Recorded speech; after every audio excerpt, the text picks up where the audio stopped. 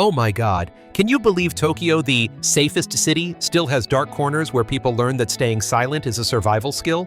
Behind the neon and on-time trains are exhaustion, loneliness, unwritten rules, and even invisible people living in net cafes. In just a few minutes of rush hour, many women end up memorizing self-protection habits like pure reflex. Watch until the end, and you'll see why Tokyo doesn't need to be loud to change the way you look at this city. Number 15. Tokyo isn't what you think. The hidden side behind the lights. Tokyo, in a lot of people's minds, is a bright, glossy snapshot. Trains on the dot, spotless streets, neon ads everywhere, tiny little eateries that somehow feel refined. But the moment you step off the poster, Tokyo starts to look more like a living ecosystem, one where perfection is held up by countless habits, unspoken rules, and long stretches of quiet. Culturally, there's a strong value here. Don't bother other people. That mindset creates an impressive level of order, but it also means social issues often get handled quietly. The less flattering parts of life tend to be pushed into blind spots, not always crime, sometimes just exhaustion, loneliness, or the pressure to act like you're fine. For locals, Tokyo isn't romantic in a movie way. It's more like a giant machine that runs on rhythm, on time, in roll, on standard. Stepping out of sync doesn't mean you'll get punished on the spot, but you'll feel the invisible pull of the crowd. It's soft pressure, no one says anything, yet you can tell you're not fitting the mold. What sticks with you is how Tokyo can blur differences. You can walk through a sea of people without leaving a trace. Nobody asks, nobody stares, nobody steps in. For tourists, that can feel safe. For long-term residents, it can feel strangely cold because if one day you start slipping, you could slide right out of the system and barely anyone would notice. Seen through a country profile lens, the strange part isn't one single phenomenon. It's how layers of life overlap, modern and traditional, polite and distant, convenient and draining. That coexistence is what makes Tokyo unforgettable, beautiful but not simple, safe but not unconditional, highly civilized, yet still carrying darker corners that only reveal themselves when you slow down and really watch. Number 14. A diary of someone nodding off on the train. There's a scene that repeats itself in Tokyo at the end of the day, people in suits, work bags at their feet, heads tipping forward as they fall asleep on the train. For visitors, it can look cinematic, almost unreal. For Tokyoites, it's close to normal, sometimes even read as proof of hard work, the sign of a day run all the way to empty. Urban life here turns time into something expensive. Commutes are long, transfers are common, and the workday often doesn't end when you leave the office. Japanese corporate culture has historically valued showing up, moving as one, and enduring. So nodding off isn't just being tired, it's what happens when you keep your pace inside a machine that doesn't really stop. In Japanese everyday thinking, there's a familiar idea: gaman, enduring, holding it in, not causing trouble for others. In modern life, gaman can become an invisible standard. Don't complain, don't disrupt the flow. On the train, you'll see this sleepy collapse happen in silence, almost without embarrassment. People nearby usually look away, shift slightly so they don't bump you, and leave a small pocket of space as a quiet kind of courtesy. But if you watch longer, that train sleep becomes a mirror of human limits. It raises questions about mental and physical health, about balancing work with personal life. Younger generations in Japan today talk more openly about work-life balance, and companies face increasing pressure to change. Still, big city habits don't shift quickly. They're stubborn like the tracks themselves. What stays with you is that the moment you see someone nodding off isn't for judging. It's for understanding that Tokyo runs on real bodies, real breath. In a city so efficient it can feel almost inhuman, that sleepy slump is something deeply human. When you're exhausted, you drop, yet you still have to keep moving. And sometimes, the fact that this is treated as normal is exactly what makes outsiders feel a chill. Number 13. Tokyo trains, 10 suffocating minutes women never forget. Tokyo's trains are famous for being punctual and clean, but rush hour is a completely different reality. Packed so tight, your body barely has its own space. In those short 10 minutes when the crowd compresses, the suffocating feeling isn't only about air. It's also about personal boundaries being squeezed right up to the edge of what you can tolerate. For women, there's an extra layer of tension, the fear of harassment in the crush. Japan even has a specific word for groping in public Chikan, especially on trains. And what's striking is that Chikan isn't usually told as a loud story. It's often whispered between friends or addressed through station awareness campaigns. That silence reflects a cultural tendency not to make a big deal, but it can also leave victims feeling isolated. Locals view the issue in different ways. Some say crowded trains are simply the cost of city life. Others admit that even an efficient transit system can still have social gaps that need fixing. Women-only cars during certain hours are a practical response. Lower the risk, offer a bit more peace of mind. But they also raise a hard question: why is prevention so often placed on the shoulders of the people most vulnerable? Culturally, Tokyo values order and reading the air, kuki wo yomu.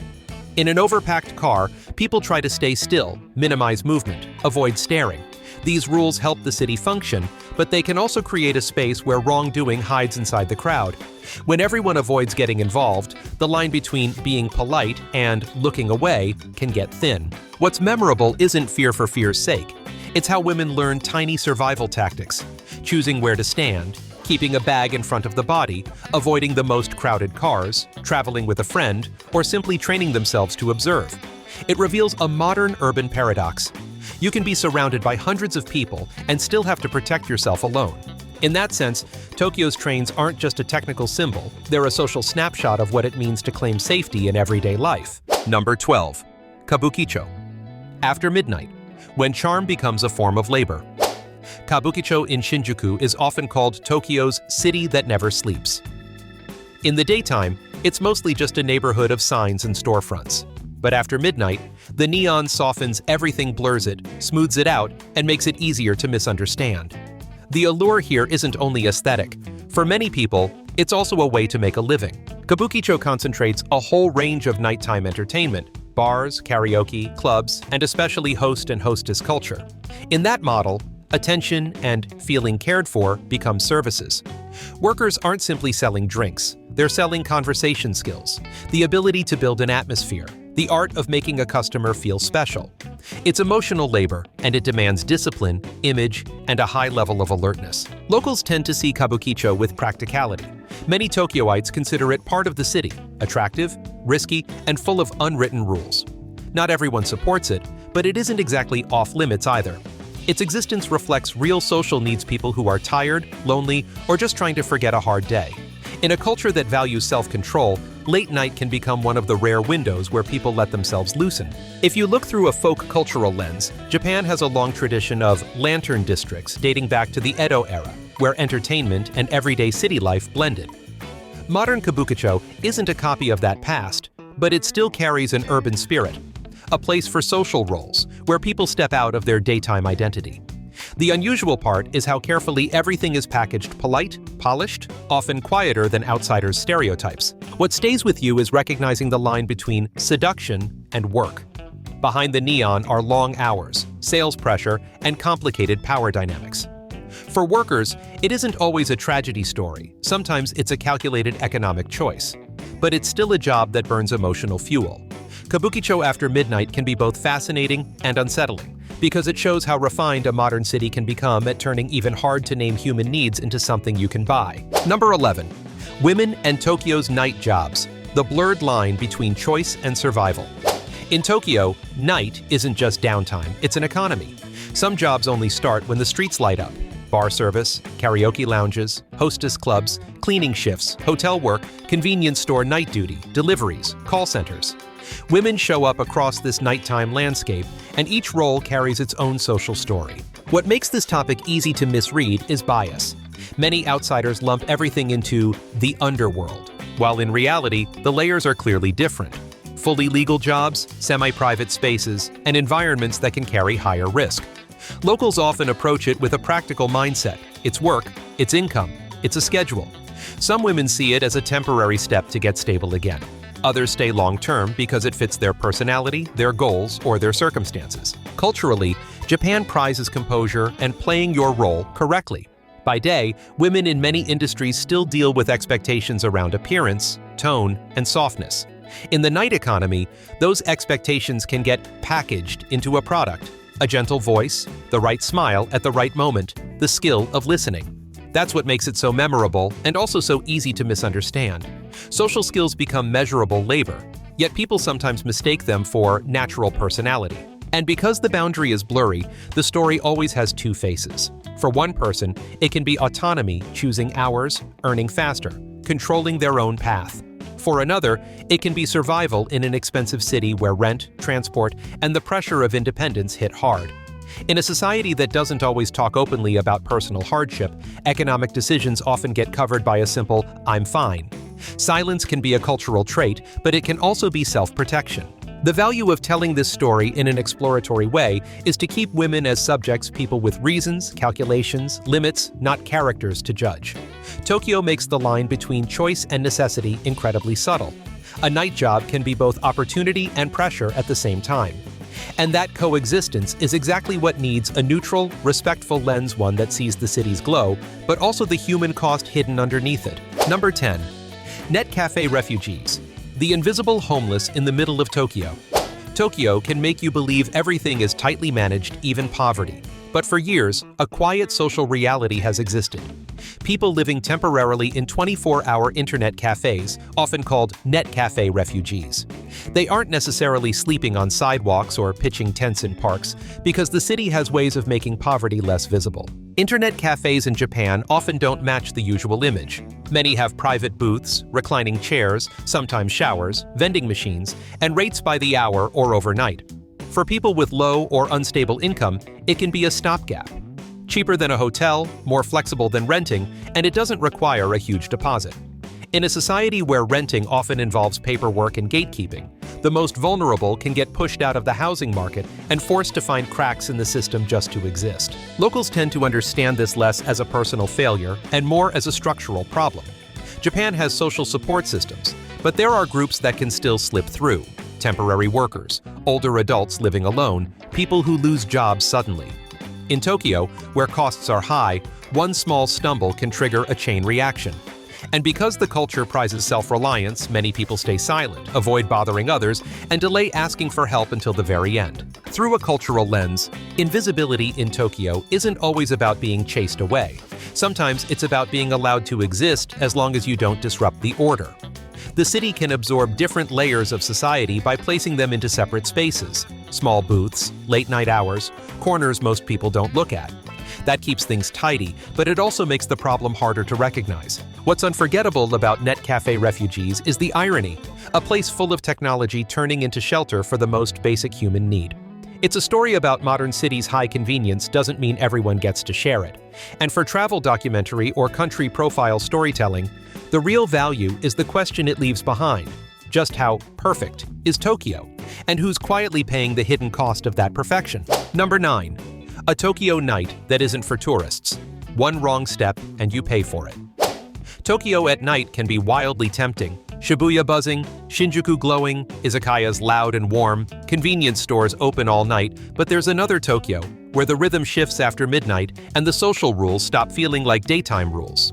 One wrong step and you pay for it. Here doesn't have to mean extreme danger. More often, it means smaller, very real risks. Getting overcharged, ending up in an awkward situation, or simply losing your bearings. For locals, Tokyo is generally safe. Still, they know the hotspots of the night economy well. Streets with aggressive promoters, bars that target foreigners, services that sit in a gray zone. Under lights that make everything look harmless, not knowing the language or the culture can turn a visitor into an easy target. A casual, just come take a look, can sometimes lead to a bill that's nothing like what you expected. Japan has a culture of politeness, and that politeness can lower your guard. People don't usually yell, threaten, or cause scenes, so the risk can feel soft. You might not get mugged in a loud, obvious way, but you can get guided step by step into spending more than you meant to. That's what makes it memorable. Trouble in Tokyo is rarely brutal. It's often procedural. In folk stories and older beliefs, Japan has long talked about boundaries between outside and inside, bright zones and dark zones. In modern city life, that boundary isn't about demons or bad omens. It's about areas where social rules run differently. If you know, you avoid. If you don't, you stumble. Tokyoites learn to read signs fast, the kind of signs tourists don't notice yet. The type of storefront, the vibe of the promoters, the flow of people on the street. When you tell a Tokyo night story in an exploration tone, the key is staying neutral. No fear-mongering, no painting the city as evil. The value is in decoding urban culture, why a safe city can still have soft traps, and how locals carry an invisible map in their heads. You don't need to be scared of Tokyo at night, you just need to understand that a megacity always has its own rules after dark. And respect, alertness, and observation are the best tickets to staying safe. Number 8. Kabukicho. Neon looks beautiful because it can hide so much. Kabukicho is where many people go to see Tokyo at night. And it's also where Tokyo learned how to tuck its complexity under bright light. Neon makes the streets look like a movie, vivid, clean, colorful. But that same glow can blur the line between entertainment and risk. Not because Kabukicho is only about the dark side, but because it's a place where a lot of human needs get tangled together. Culturally, Kabukicho reflects a certain big city psychology. Daytime demands you stay in line, nighttime needs somewhere to exhale. Japan has a long tradition of small drinking spots where co-workers unwind after work. Kabukicho scales that logic up into a dense, layered nightlife economy, from harmless fun to more sensitive spaces. And when a city offers that much, it also builds layers of control around it. Police presence, warning signs, regulations, and a set of unwritten rules locals understand. Most locals don't romanticize Kabukicho. They know it's an area where you can have a good time, but you need to know what you're doing. Some people avoid it entirely. Others treat it as a normal place to meet friends, hit a bar, sing karaoke. The memorable part is the attitude. Not overly judgmental, but not naive either. In many Tokyoites' minds, Kabukicho is a high-density zone of choices. Choices about how to have fun, how to spend, how close you want to step toward the edge. In urban storytelling, Kabukicho also represents the backside of prosperity. Night labor happens here. Emotional services happen here. People earn a living through the flow of entertainment money. Neon isn't just decoration. It's a tool that creates an atmosphere where spending feels easier, where desire feels smoother. Modern cities are good at this, turning experiences into products, turning loneliness into a market. A neutral voice won't call Kabukicho a den of vice, and it won't sell it as a paradise. Its value is that it lets you see Tokyo as a living body where light and shadow aren't separate worlds. When neon turns on, the city does look more beautiful, but it also hides tired corners, working lives, and subtle risks. Kabukicho becomes a lesson in how a modern metropolis uses aesthetics to manage human emotion. Number 7. Tokyo sells loneliness as a legal service and people still pay for it. Loneliness in Tokyo doesn't always look like sadness. Sometimes it looks like convenience. Living alone, eating alone, doing everything solo without anyone caring. In a city where people respect personal space, loneliness can even resemble freedom. But when it stretches on, it becomes a real social issue, and Tokyo has built services that step in where connection is missing. These services come in many forms. Restaurants designed for solo diners, paid conversation companions, someone you can hire to attend an event with you. Even rent-a-family services for occasions where social appearance matters. The striking part is that many of these exist legally and fairly openly. Locals don't always see it as bizarre. They often see it as a practical fix for a life that's too busy and too fragmented. Culturally, Japan has a well-known split between hona, your real feelings, and tatemae, the face you show in public. In a city, tatemae keeps everything smooth. You're polite, others are polite, nobody gets disturbed. But hone can get buried for too long. When the need to be heard grows, services become a substitute channel. That's what feels unusual. Something meant to come from close relationships can be purchased like an appointment. Tokyoites relate to loneliness in different shades. Some prefer it because it feels safe and conflict-free. Others are tired of it but don't know how to say it out loud. In a culture built around reading the room, saying "I'm lonely" can feel like you're weighing the room down. So people turn to middle ground solutions, paying for a conversation with no strings attached, where you can speak and be listened to without pulling anyone into responsibility. The value of this story is what it reveals about Tokyo, a society that has commercialized even the most fragile parts of being human. It's not automatically something to condemn, because for some people these services genuinely help. But it also raises a question. When connection becomes a product, what do we gain and what do we lose? In Tokyo, loneliness isn't just personal emotion. It's a sign of how modern urban life reshapes relationships in a way that's subtle, legal, and sometimes strangely heartbreaking. Number 6. Karoshi.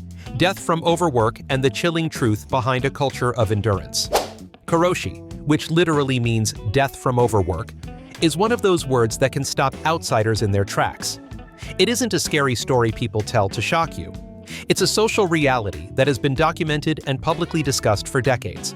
And in Tokyo, The country's economic engine, the pressure of high-intensity work culture can feel especially concentrated.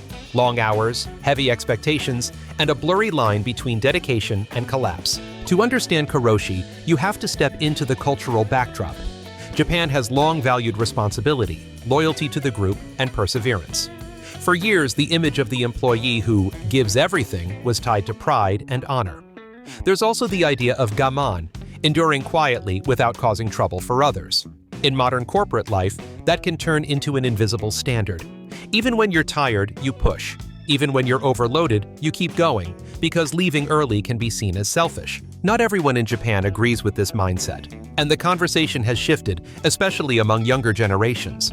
More people now talk openly about mental health, rest, and having a life outside work.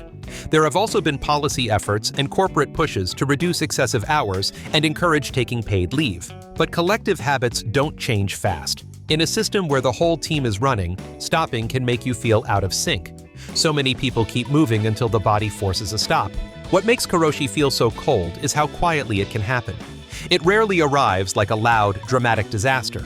More often, it's built over time: chronic sleep deprivation, long-term stress, underlying health issues, and then one day the body simply breaks.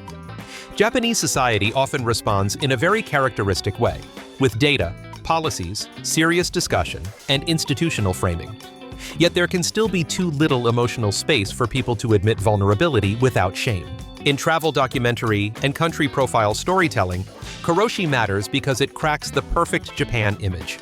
Tokyo's smooth, efficient operation isn't powered only by technology. It's powered by human stamina. And when that stamina is consumed, Karoshi becomes a reminder that discipline can be a strength, but it can also become a trap if a society doesn't know when or how to stop. Number 5. Living in a 2-square-meter cabin. How far is Tokyo pushing people? One of the most surprising cultural shocks in Tokyo is living space. It's not rare to find rooms so small that everything has to be arranged like a box puzzle. Folding beds, folding desks, built-in storage, ultra-minimal essentials. Some people choose that lifestyle because they genuinely like it. Others live that way because the city is expensive and doesn't leave them many options. Tokyo is a megacity, and rent reflects both economic magnetism and density. From an urban planning angle, tiny living spaces are the outcome of a simple equation: limited land, massive demand. Japan is also famous for optimizing design, where every centimeter has a purpose. That creates a clean, minimalist aesthetic that outsiders often find cool or even inspiring. But when minimalism shifts from choice to necessity, it feels different. Tight space can add stress, especially for people living alone and working long hours. Locals see compact living in mixed ways. Some shrug and say it's fine, because most of their life happens outside: work, transit, meeting friends, grabbing food. The room is just a place to sleep. Others feel the weight more strongly, because there's no real space to breathe, no boundary between resting and thinking. In a culture that values order, keeping a tiny room tidy can also become pressure of its own. A little mess doesn't just look messy, it makes the whole space feel chaotic. There's also a deeper cultural layer. Japan has a long tradition of small, flexible homes and multi-use rooms. Tatami mats, futons, sliding doors, these were classic solutions for making limited space livable. Modern Tokyo inherits that spirit but adds the force of the market. So a 2-square-meter cabin becomes both proof of design intelligence and a sign of how high the cost of living can climb. What makes this story memorable isn't to mock Tokyo for being cramped. It's to understand how a city shapes the mind. In a small space, everything feels closer. When you're tired, it's hard to hide. When you're low, you hear your own thoughts louder. Even when you're happy inside a tight frame.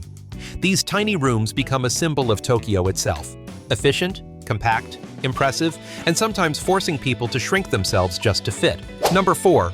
You can disappear in Tokyo more easily than you'd expect. Tokyo has a strange quality. You can move through a sea of people and nobody really notices. In a positive sense, that's freedom. No one judges what you wear, what you do, who you're with.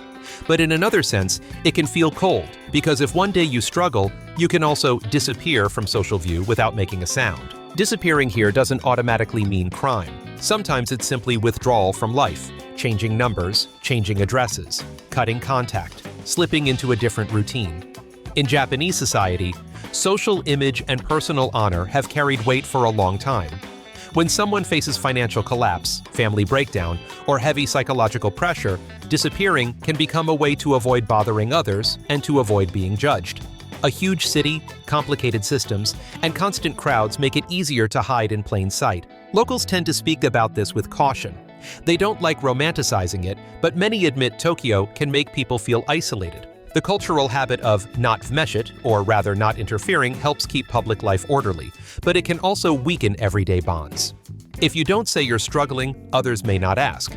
And if you vanish, nobody makes a scene, because it's treated as private. On a cultural level, Japan has folk stories about lost spirits and people who enter forests and never return. Tokyo doesn't tell those stories the same way anymore, but it still has a modern urban legend: people who disappear inside the city. It reflects a modern fear, not fear of ghosts, but fear of being forgotten. The value of this topic is what it reveals about Tokyo's anonymity. Anonymity lets you be yourself, but it can also make you lonely. A neutral telling doesn't claim Tokyo is good or bad.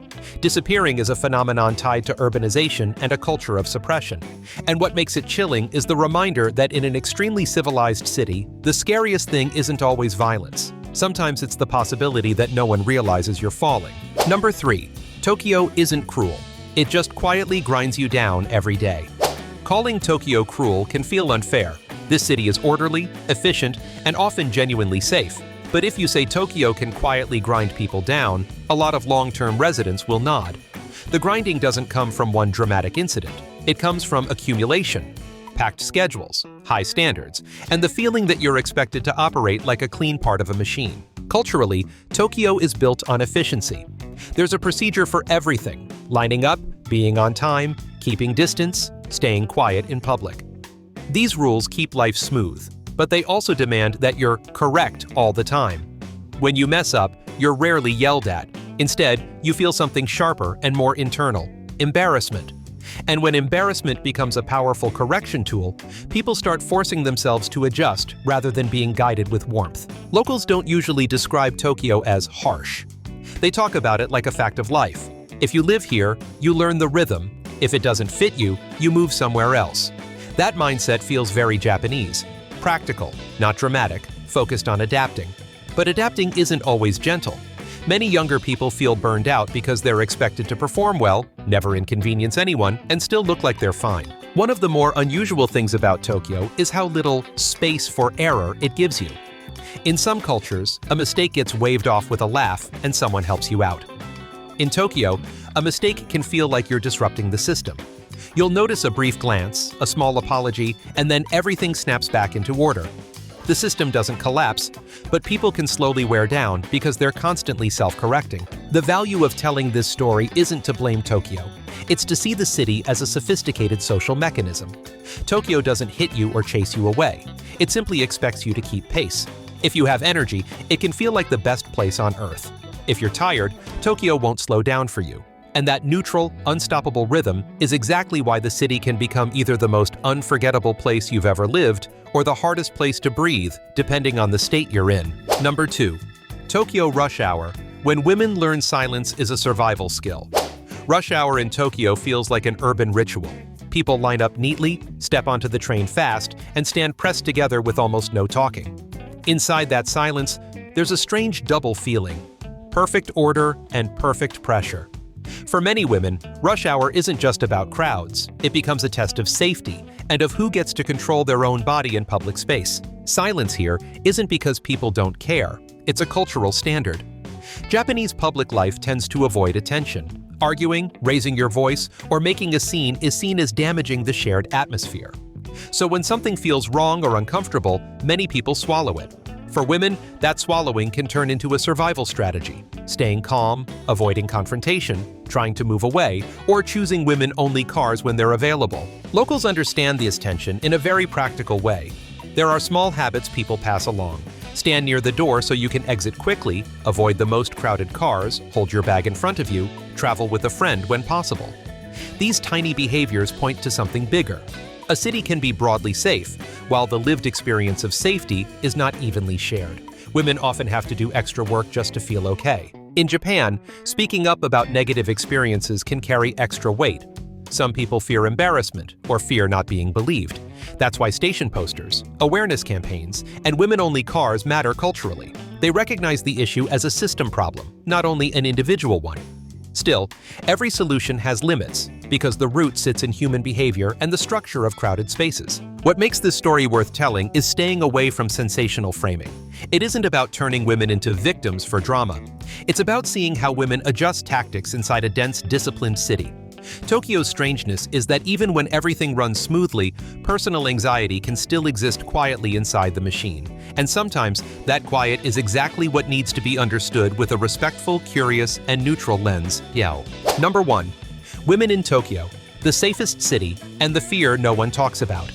Tokyo is often described as one of the safest major cities. Clean streets, visible policing, people who follow rules. But safety has layers. For many women, safety isn't measured only by crime statistics.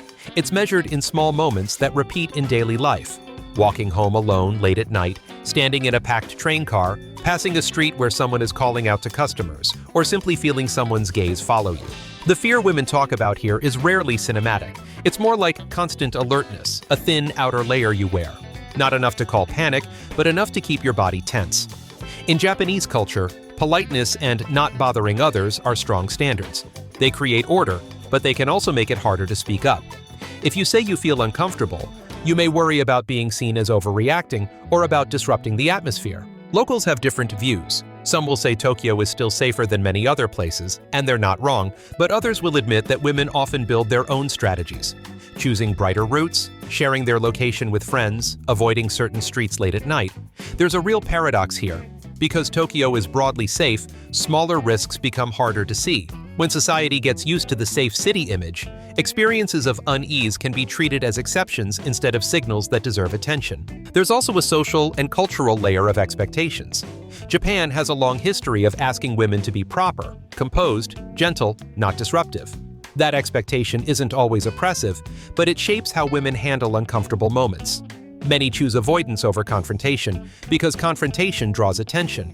And in a culture that prioritizes harmony, drawing attention can feel like a price they don't want to pay. What makes this story memorable isn't to deny Tokyo's strengths. It's to understand how complex safety really is. A city can be safe at a system level and still leave women navigating gendered unease in everyday life.